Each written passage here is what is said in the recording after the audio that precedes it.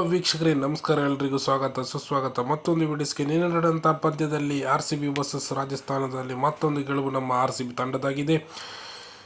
ಮೊದಲು ಟಾಸಲ್ಲಿ ಸೋತಂತಹ ನಮ್ಮ ರಾಜಸ್ಥಾನ್ ರಾಯಲ್ಸ್ ಅವರು ಬ್ಯಾಟಿಂಗನ್ನು ಆಯ್ಕೆ ಮಾಡ್ತಾರೆ. ಆಯ್ಕೆ ಮಾಡಿ ಒಂದು ಗುಣಮಟ್ಟವಾದ ಆಟ ಆಡಲಿಲ್ಲ ಅವರು. ಫಸ್ಟು ಅಂದರೆ 173 4 ವಿಕೆಟ್ ನಷ್ಟಕ್ಕೆ ಭಾರಿ ಒಂದು ಸಣ್ಣದಾದ ಮೊತ್ತ. ಅದೇ ಥರ ನಮ್ಮ ಬೌಲಿಂಗ್ ಕೂಡ ಚೆನ್ನಾಗಿ ಹಾಕಿದ್ರು ನಿನ್ನೆ.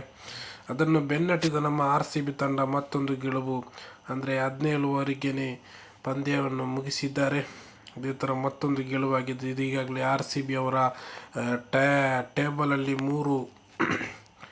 ಮೂರನೇ ಸ್ಥಾನವನ್ನು ಗಳಿಸಿದ್ದಾರೆ. 17 ಓವರ್ 3 ಬಾರಲ್ಲಿ ಅವರು ಪಂದ್ಯವನ್ನು ಮುಗಿಸಿದ್ದಾರೆ.